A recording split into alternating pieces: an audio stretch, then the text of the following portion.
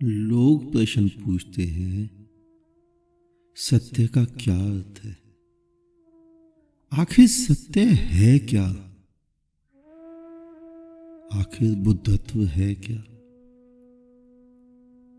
सत्य का केवल इतना ही अर्थ है कि जो जैसा है उसे वैसा ही देख लेना। बुद्धत्व का केवल इतना ही तात्पर्य है कि जो जीवन में जैसा है उसे वैसा ही स्वीकार कर लेना,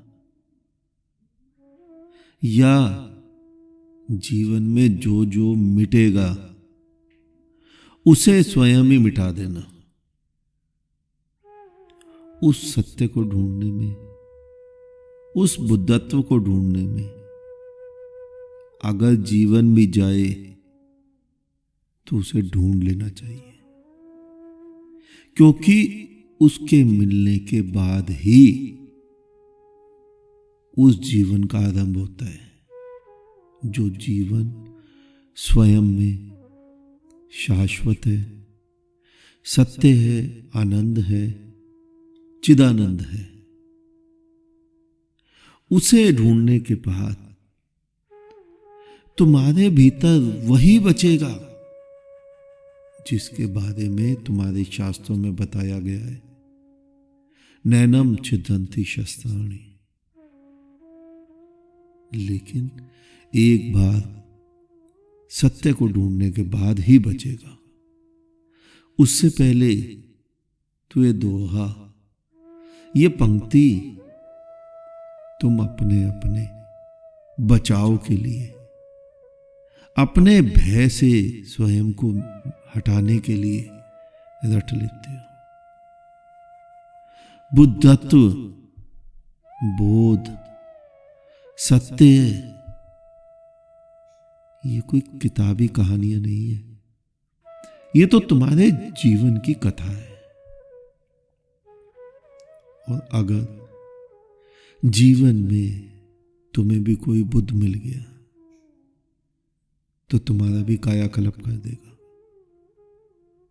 अगर जीवन में तुम किसी बुद्ध को पहचान पाओ तो मानना तुम भी बुद्ध ही हो, क्योंकि बुद्ध होकर ही तो बुद्ध को पहचान पाएगा।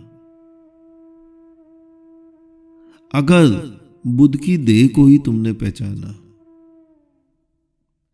तो तुम्हारी दृष्टि अभी भी देही की है,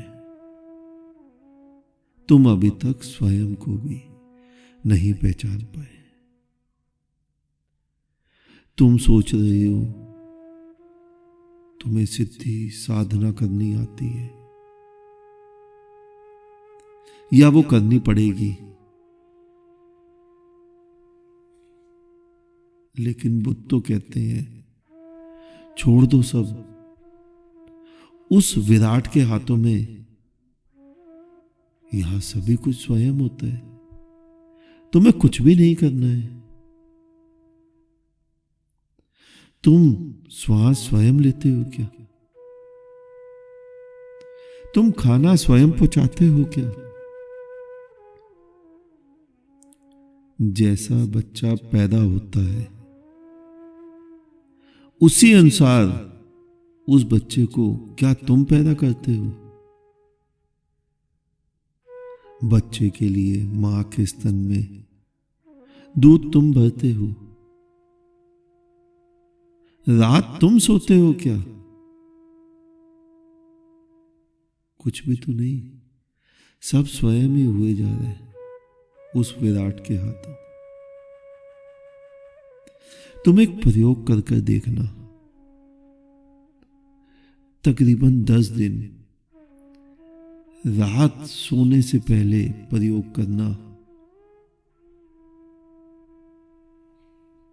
मैं शर्तिया कहता हूं कि 10 दिन से पहले ही तुम डॉक्टर के पास पहुंच जाओगे। प्रयोग ये करना रात को सोते वक्त कि स्वयं से कहना मैं सो रहा हूं, मैं सोने का प्रयत्न कर रहा हूं। शांति से बिस्तर पर लेटना मत, सोचते रहना कि मैंने सोना है, देखना तुम्हें नींद आ ही नहीं सकती, सोया जा ही नहीं जा सकता। सोना स्वयं होता है। तुम स्वयं को छोड़ दो, नींद स्वयं आ जाती है। तुम्हारे कहे नहीं, तुम्हारे सोचे भी नहीं। सब काम प्रकृति स्वयं कराती है। तुमने कीड़ा देखा होगा जिसके 20-20 पैर होते हैं, बहुत पैर होते हैं। एक बार रास्ते में चलती चींटी ने उससे पूछा, तुम्हारे इतने पैर हैं, तुम कौन सा पैर पहले आगे बढ़ाते हो? 40-50 पैरों में गिनती कैसे करते हो?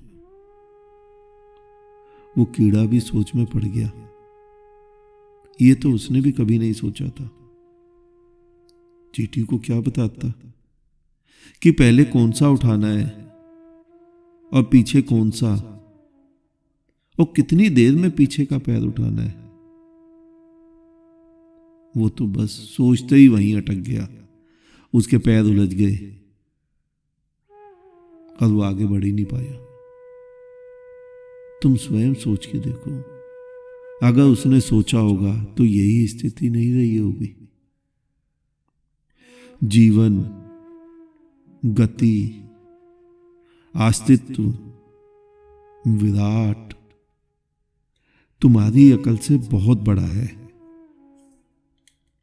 उसे उसी अनुसार बहने दो जो उसकी स्वयं की स्वाभाविक गति है। उसमें तुम अपनी किंतु परंतु, अपनी अड़चन, अपनी साधना सिद्धि, अपने जप तप कुछ भी मत लगाओ। वही तो अड़चन करती है।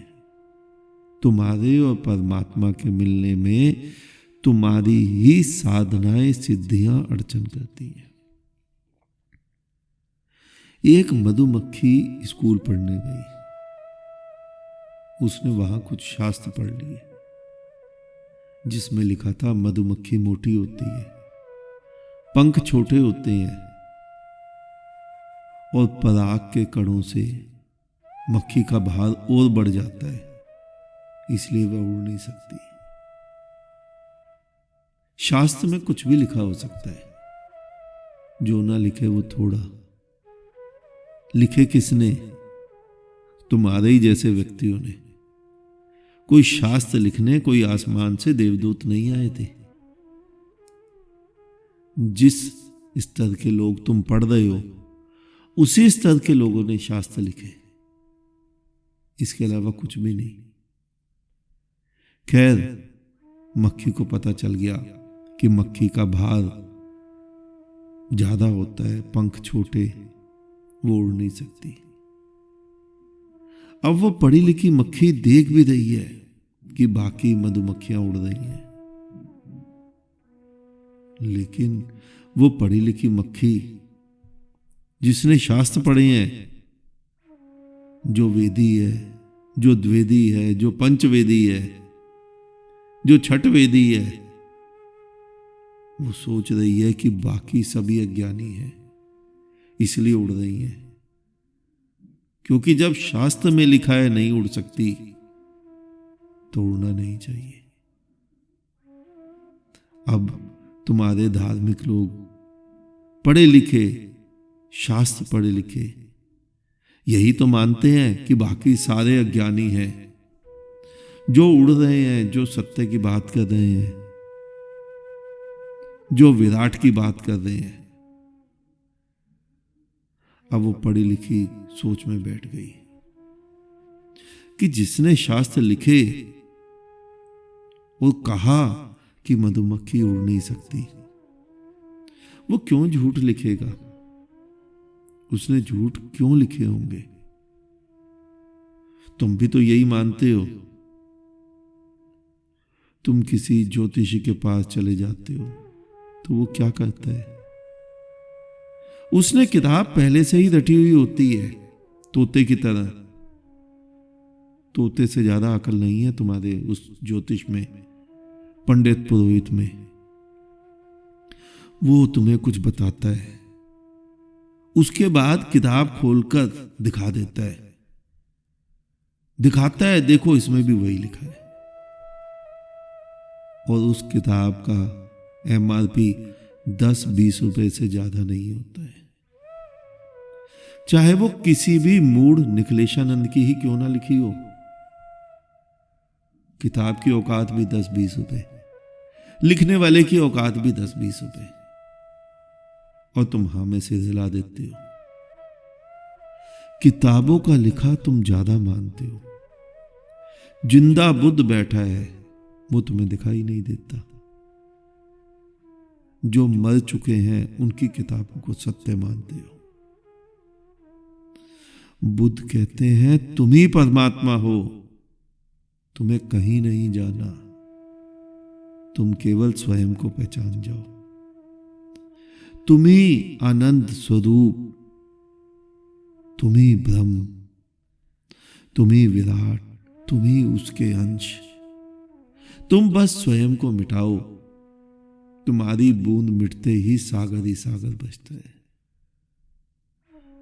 तुम्हारा अंश मिटते ही अंशी बचता है। तुम्हारा घट मिटते ही पूर्ण आकाश हो जाता है।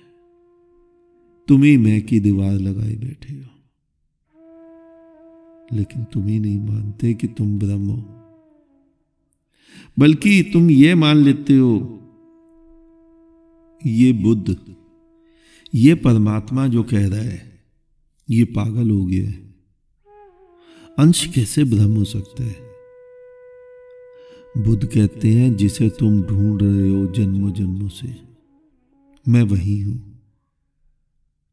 देखो मुझे, मेरे भीतर जो है उसे देखो। वो वही है जिसे शास्त्र काट नहीं सकता, जिसे अग्नि जला नहीं सकती। बुद्ध कहते हैं मैं वही हूं, लेकिन तुमने शास्त्र पढ़े हैं। तुम कहते हो मधुमक्खी उड़ नहीं सकती। तुम केवल 2 रुपए की किताब के ऊपर विश्वास करते हो, स्वयं के ऊपर नहीं। किताब को नीचे रखो, स्वयं ऊपर उठो, स्वयं के बोध को जगाओ। यही बुद्धत्व है,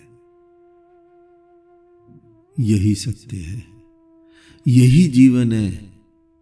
यहीं पर सुख आनंद बरस रहा है। तुम ही नहीं देख पा रहे हो, तुम्हारी मूर्ताएं हैं। आज इतना ही। अंत में चारों तरफ बिखरे हुए परमात्मा को मेरा नमन।